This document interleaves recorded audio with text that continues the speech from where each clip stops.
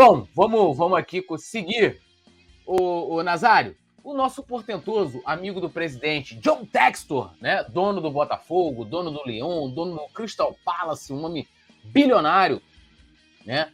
Está interessado em Everton Cebolinha. E ele que se utilizou de toda essa aproximação com o nosso presidente para tentar levar João Gomes, agora ele também tenta fazer isso para levar Everton Cebolinha. E, né, no caso, para o Botafogo. E a ideia é fazer uma proposta de 80 milhões de reais para o Flamengo. Lembrando que o Flamengo pagou algo em torno de 77 milhões de reais por Cebolinha. E aí, Nazário, para você comentar sobre essa possível proposta, eu estava vendo uma notícia agora, foi até postado pelo Coluna e eu compartilhei aqui no meu Twitter, né, comentando. O Vitor Pereira pretende fazer mudanças e mudar o quarteto, né? Mudar o quarteto, tirar um daqueles do quarteto ali. Quem é o quarteto? Arrascaeta, Everton Ribeiro, Pedro e Gabi. A ideia é tirar ou Arrascaeta ou Everton Ribeiro para colocar o Cebolinha para jogar. E o Cebolinha, que agora a confirmar a solução do nosso querido Vitor Pereira, pode ser negociado, Nazário. Como é que funciona aí esse planejamento da direção? Primeiro, vou até fazer a pergunta aqui, não é entrevista, mas primeiro, você venderia Cebolinha? O que você acha dessa negociação? E também sobre essa possível mudança aí do Vitor Pereira, né? Com o Cebolinha titular, no lugar de ou Arrasca ou Everton Ribeiro. Eu vou começar a responder de trás para frente. Se a diretoria permitir que o português realize essa troca, aí, meu irmão, pode desistir, apaga a luz, o último que sair. Fecha a porta e apaga a luz.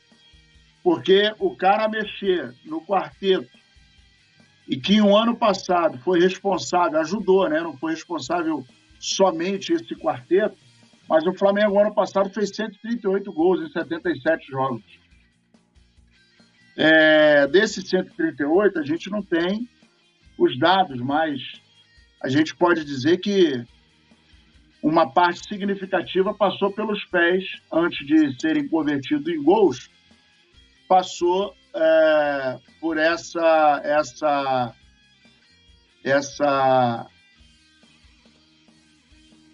138 gols, passou certamente pelos pés de Arrascaeta e de Everton Ribeiro, quando eles não marcavam gols, né? Então, para mim, Nazário, pensar em tirar ou Arrascaeta ou Everton Ribeiro para colocar o Cebolinha é, no mínimo, uma... Acho que estupidez, eu acho que é muito meigo falar que é estupidez. Eu acho que já parte para o lado do sacrilégio. O cara merece ser excomungado para fazer um negócio desse. Tem que chamar o Papa, excomungar o português, porque se a ideia dele é essa, aí para mim ele já não é ruim, ele é maluco, ele tem merda na cabeça. E em relação a vender o Cebolinha, cara, o Cebolinha não conseguiu entrar, né? Quando a gente pensou que ele fosse dar uma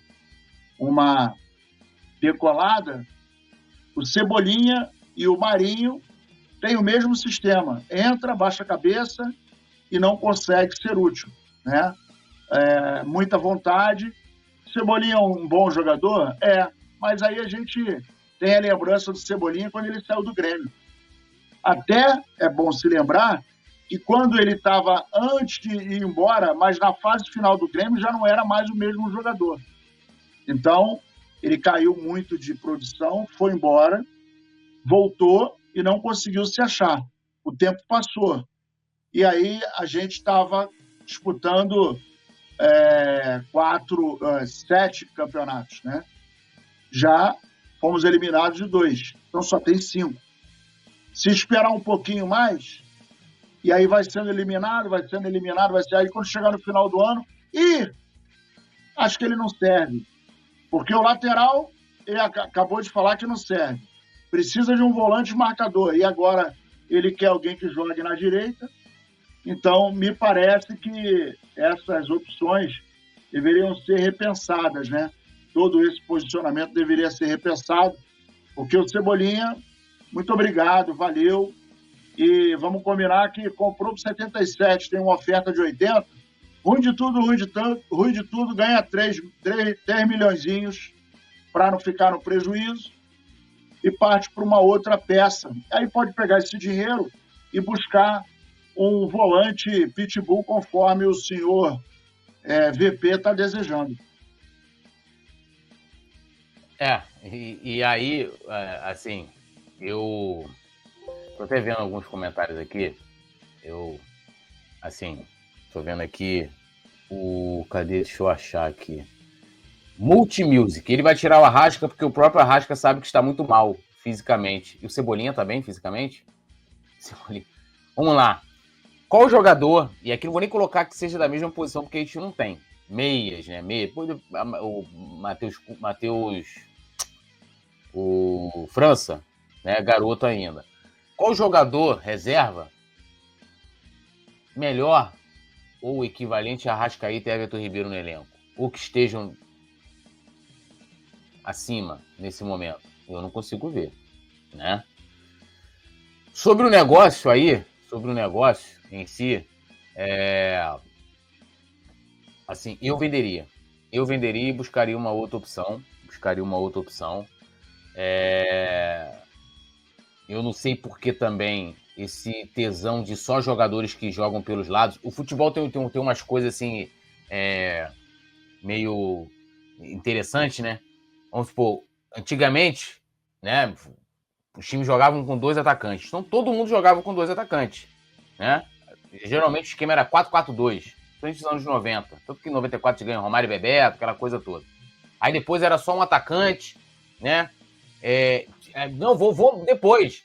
Tinha uma época que acabou os pontas no futebol. Lembra disso? Tele Santana? Não, o futebol não tem mais ponta, não joga mais ponta, não sei o quê, aquela coisa toda. Hoje, que a gente não fala ponta, né? Para os caras que jogam do lado, é ponta, pô. É ponta.